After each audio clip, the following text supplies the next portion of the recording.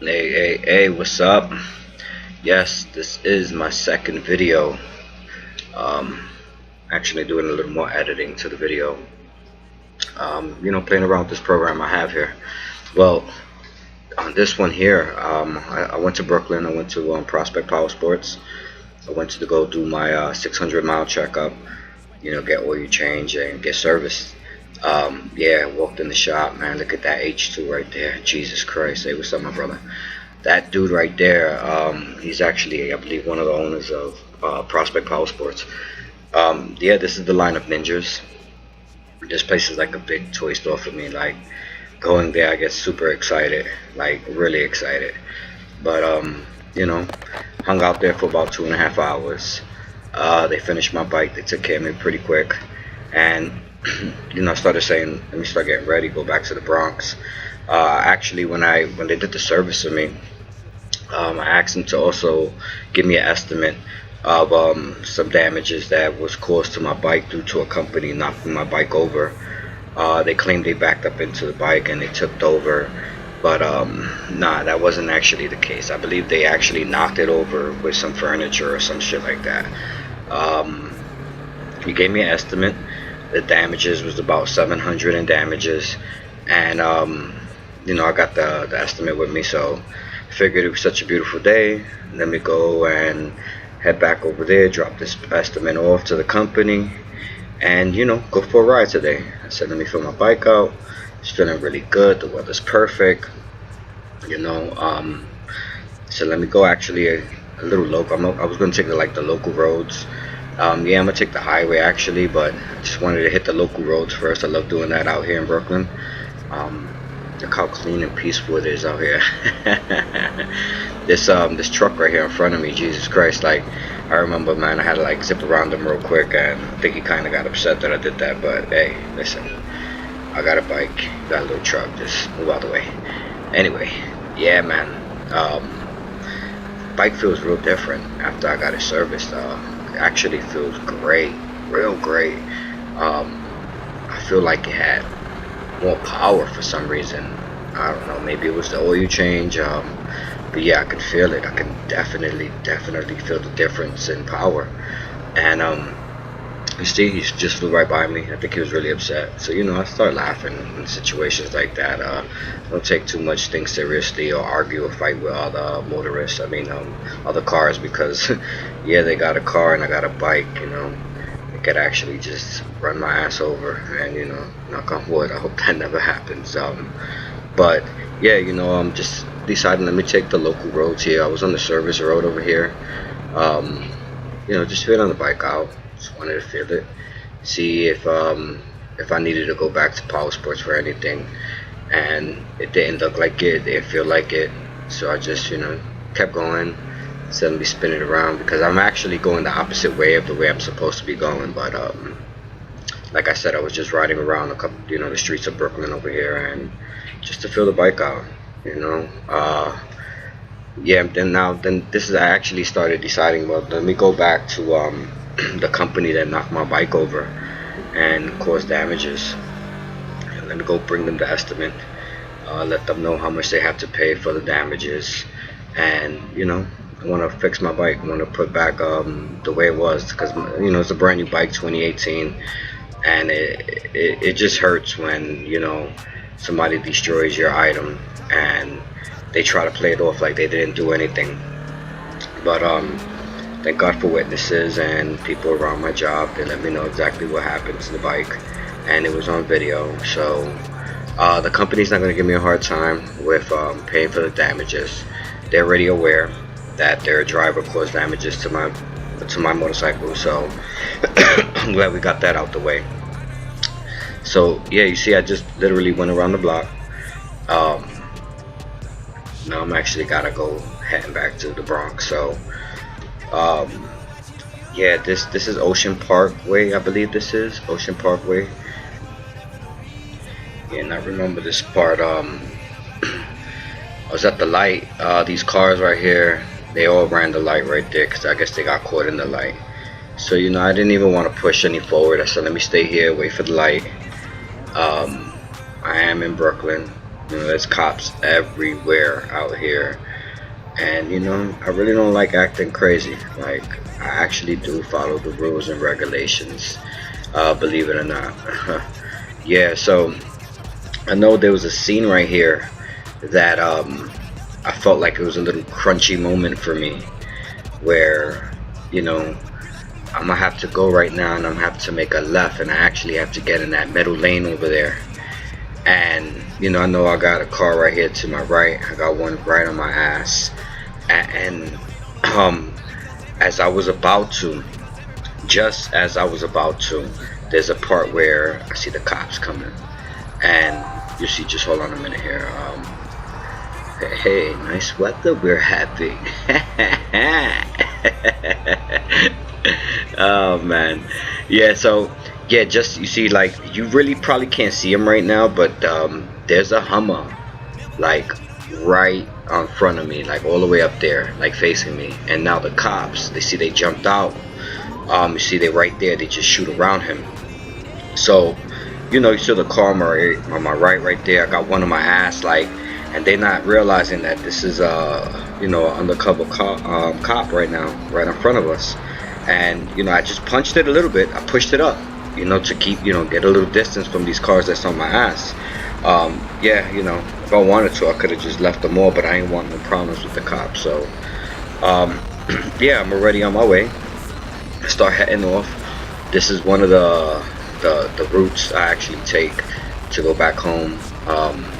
Nice route, as you can see. It's nice and empty. And yeah, just enjoy this, man. This is like something I truly enjoy, going for rides like this. Yes, I am listening to some music while I am riding. I have one ear completely free where I could hear everything, and you know, one side for my phone and my music. So I am new to riding on highways, at least as in the motorcycle. You know, I mean, I've been riding on highways for years with my car, but as a bike, yeah, this is a different feeling. I actually enjoy it, like, more than riding on regular streets. You know, you got that little sense of freedom right there. You're in the sixth gear, you know, anywhere between 60-70 miles an hour, and like, you have freedom of maneuverability. Like, I feel like, you know, okay, I'm in a situation, I'm getting closer to this truck, or I'm getting closer to this car, I could swerve around them, or I could swerve right through the middle, and I'll punch it, and I'll take it from there. You know, I remember, like, I remember those days when I used to drive my car and see, like, you know, people on the highway when their motorcycles flying by, and you know, I used to say, man, those fucking guys are crazy. But now, you know, I'm one of those guys.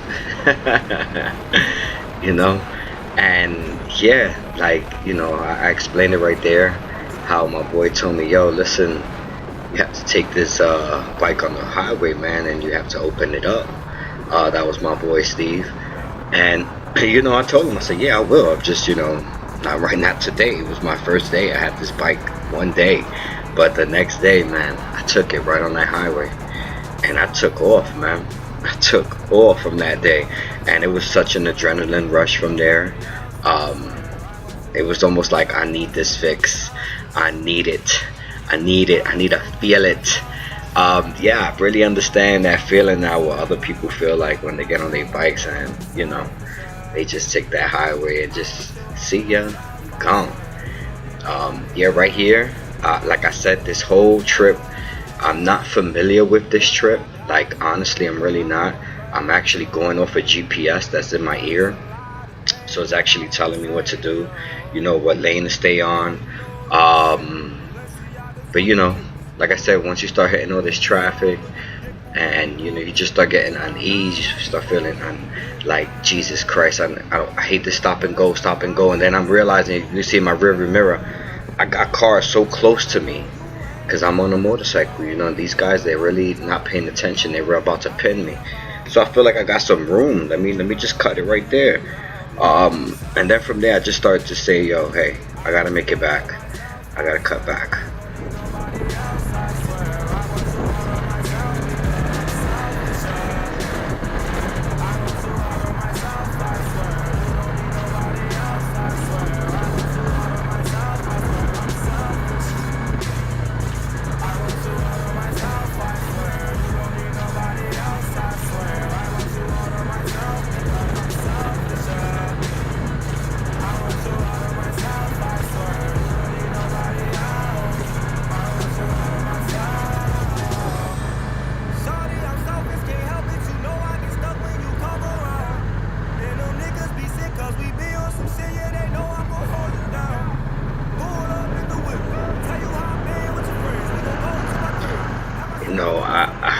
remember while I'm on the highway, right, and I'm recording, you're actually getting a view of what I actually see. This is what I see because the camera's literally like right under my nose. So this is my view. So my view will be your view. So this is what you will be seeing if you were sitting on a motorcycle with a helmet on. You know, that was one of my main concerns when I first got into riding motorcycles was I gonna be able to be comfortable with a helmet on my head while I'm riding. Of course I need a helmet for safety, but the whole feeling like my left and my right vision is kind of blocked due to the helmet. Now I feel like it's so normal. Now I feel like I can see my left or my right. You know, I would never, in my opinion, I don't think I will ever use you know, one of those little helmets where, you know, it's not a full face cover. All my helmets that I have are full face cover. God forbid I ever got into an accident. I would like to at least protect my whole entire face. I don't like those little German helmets. Those things, they look cool, I just don't like them. I don't believe they're safe. But like I said, that's because maybe I'm a new rider.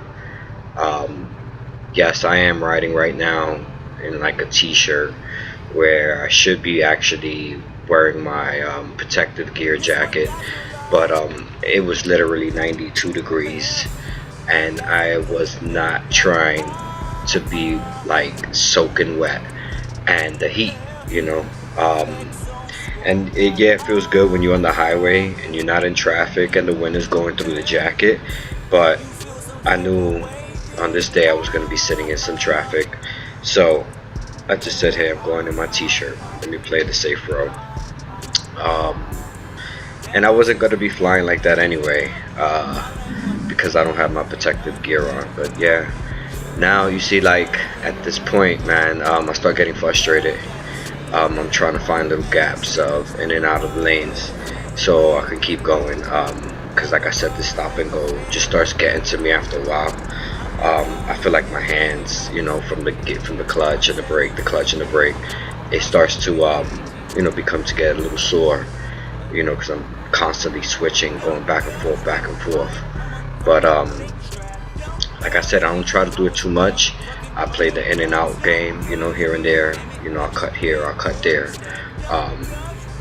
Like I said, I'm really not trying to do it where I've seen guys just split straight down, like probably 100 miles an hour splitting lanes. Now I'm very cautious, very cautious. You saw the sign, we're on our way right now, pretty close to the Bronx, and you know, this is like a typical ride. What to expect coming from Brooklyn to the Bronx, at least if you're playing it on the safe road, you know. Pretty sure there's a lot of guys out there that, you know, ain't not gonna ride the way I'm riding. They're gonna fly through all of this, like they're gonna cut every car there they can. But then again, you know, that's how accidents happen, man. Like I said, I'm not experienced like that to be riding like a maniac, and I think even if I had the experience, I still wouldn't do it, just knowing that the wrong move can be the end of everything. So yeah, and I keep that, you know, I have a baby. Of course I want to live a long time for her, so you know, I'm pretty sure she's probably watching this too. And don't worry, baby, I'm playing it safe, just like you asked me to. So yeah, this is a nice little smooth road. Yeah, I think I start doing it again. I start really start punching it from here, you know, because now I'm moving. Now I'm like, yo, I can move as fast as you can move. You know, this bike goes as fast as any car on that road. I believe the bike, I don't know, maybe it's 120. Maybe, I don't know. I know it don't go faster than 120, at least mine. And you know, let me tell you something. When you're on one of these little R3s and you're doing about 80 miles an hour, believe me, you can feel that. At least me, you know, like I said, maybe because I'm a new rider. 80 miles an hour, I can feel that. I can feel that wind, like literally trying to pull me off my bike. So when I think about these guys flying doing 180 miles an hour, I can't even, like, it don't even register to me. Like, Like, that's a gamble with your life right there, like total gamble. But you know, the ones that can do it, God bless you guys. I don't knock you, you know. And you know, this is it. This is the end of my video. That's it. This will be my part 2. Maybe I'll start my next video next week or so. I'll figure it out. Maybe I'll go make a run upstate and just film the whole entire thing, you know. But anyway, I'm gonna catch you guys soon. Everybody stay up and God bless, man.